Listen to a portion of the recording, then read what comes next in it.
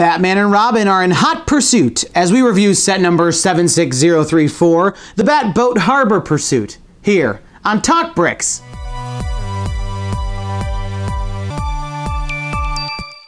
Hello, and welcome back to another episode of TalkBricks, where I bring you the latest in LEGO news and reviews.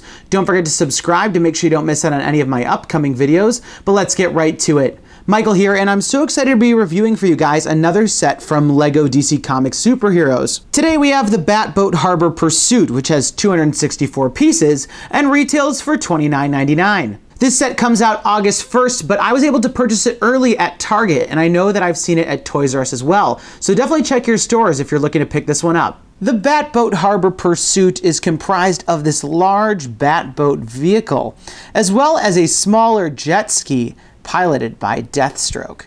But before we get too far into the set, let's talk about everyone's favorite part, the minifigures.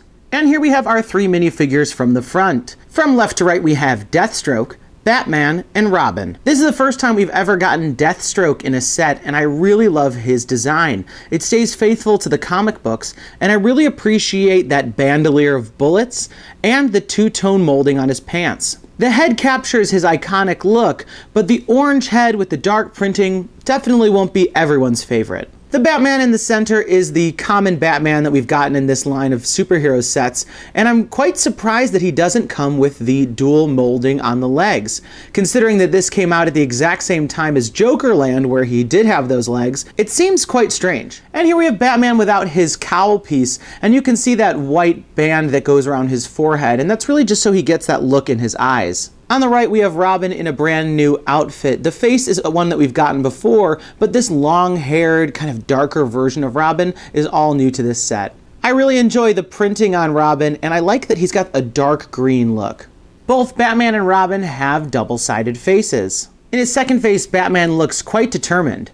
And here's how he looks with the cowl back on. Robin has his quintessential scared face. And here we have our three minifigures from the back. I've gone ahead and flipped up Batman and Robin's cape so you can see the back printing. And it's that softer cape material, so it makes it perfect when trying to seat them in the Batboat. We see a nice continuation on all of the prints with a lot of the same details from the front. On the back of Deathstroke's head, we also get this tied-off piece of fabric to make it look like the mask was tied on. And here we have the Batboat. And this is a very symmetrical ship, as you can see that both sides are mirror images. This is unlike any sort of boat that I've seen before, and it comes equipped with all sorts of artillery, as well as some technology. But don't worry, we're going to break down all the details. As you can see here, the main foundation of the set are four large black raft pieces. And I thought that this was a quite clever use of pieces, and quite unexpected.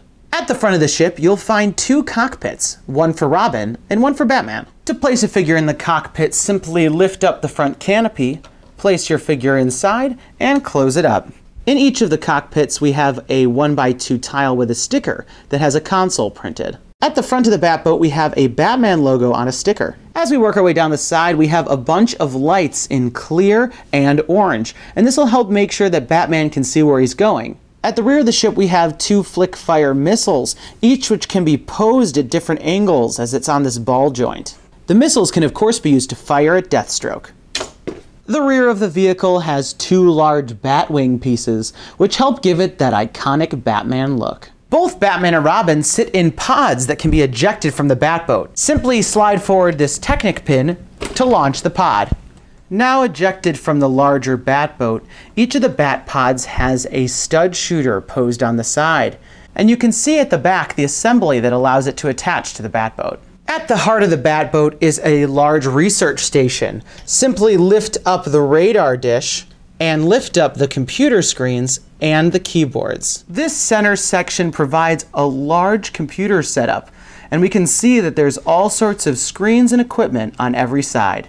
The left computer has a warning and seems to be tracking some readings. On the right-hand side, we get another computer with some additional readouts. At the center, there are two keyboards, and above them, two more screens. The right screen shows Deathstroke on his jet ski, and the left seems to be a warning of an incoming missile. At the very top is a satellite and some antennas, which may be how they get some readings or communicate with satellites. This entire setup can be shot down by using a character on the Super Jumper, or one of Deathstroke's torpedoes. A character can be placed in the seat to use all the computers. And here we have Deathstroke on his Jetski vehicle. It matches with that navy and orange color scheme and seems to go really well with his look. Here we can see Deathstroke standing on the main platform and holding onto the handlebars. On either side of the Jetski are two large torpedoes, which are actually flick-fire missiles. At the back we see the two tailpipes, as well as two clips, one for the gun on the left and the other for the katana sword on the right. On one side of the Jetski we have a small chain connected to a safe, and when opened it reveals two diamonds. The safe can also be placed just behind where he stands for safekeeping. And here we have everything back together for my final thoughts. The Batboat Harbor Pursuit is a nice Lego set, but I think conceptually lacks a little bit.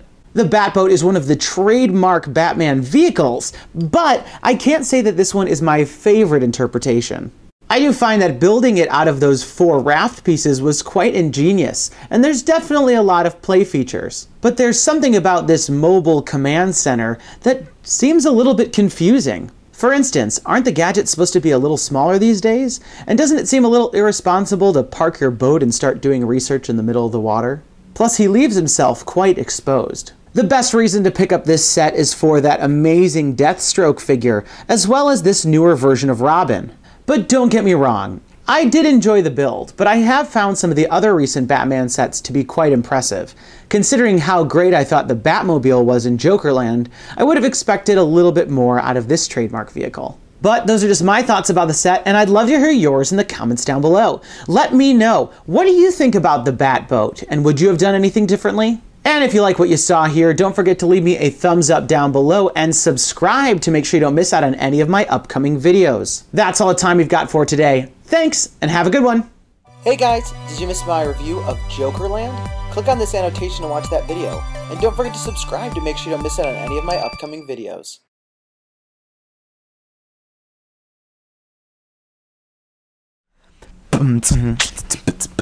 Talk bricks, talk